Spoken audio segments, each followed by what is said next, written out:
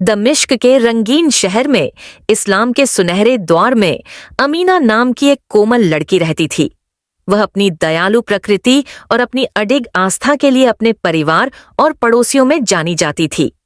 हर सुबह अल फातिहा का पाठ करते हुए अमीना अपना दिन शुरू करती थी और अल्लाह का शुक्र अदा करती थी जो उसने उसे इस दुनिया में इतना कुछ दिया था।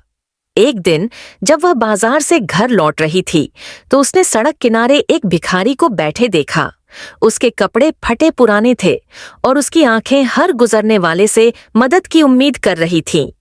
कुछ लोग उसे तिरस्कार की नजरों से देखते थे जबकि अन्य ने उसे नजरअंदाज कर दिया था, लेकिन अमीना का दिल उसकी हालत पर द्रवित हो गया।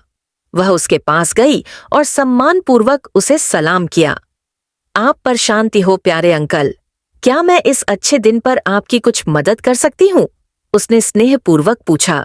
भिखारी ने नर्म आंखों से जवाब दिया, मैं कुछ खाना चाहता हूँ क्योंकि कल से मुझे कुछ भी नहीं मिला है। अमीना ने समझदारी से सिर हिलाया और कहा, यहाँ रुकें, मैं थोड़ी देर में वापस आती हूँ। वह अपने घर की ओर दौड़ी जहाँ उसने खजूर, रोटी और पानी का एक ठंडा मटका लिया ताकि उसकी प्यास बुझ सके। भिखारी को यह छोटी सी दावत देती हुई वह वापस आई।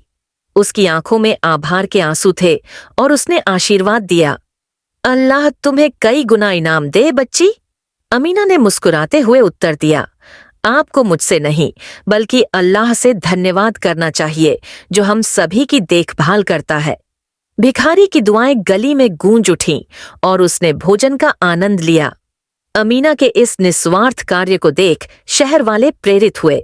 उन्हें यह याद दिलाया गया कि पैगंबर मोहम्मद सल्लल्लाहु की शिक्षा के अनुसार दान और दया केवल बड़े कार्यों में नहीं बल्कि छोटे और ईमानदार कार्यों में भी होती है। उस दिन के बाद से बहुत से लोग शहर के गरीबों का ध्यान रखने लगे, यह समझते हुए कि दया का वास्तविक रूप हमेशा भव्य नहीं होता बल्कि यह दिल की सच्चाई और निष्ठा पर निर्भर करता है।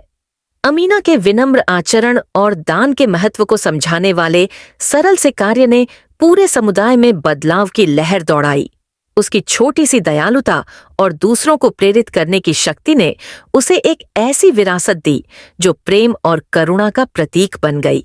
कहानी का सार यह है कि सच्ची दानशीलता आपके दिल की ईमानदारी में होती है और एक छोटा सा दया का कार्य भी कई लोगों को प्रेरित कर सकता है।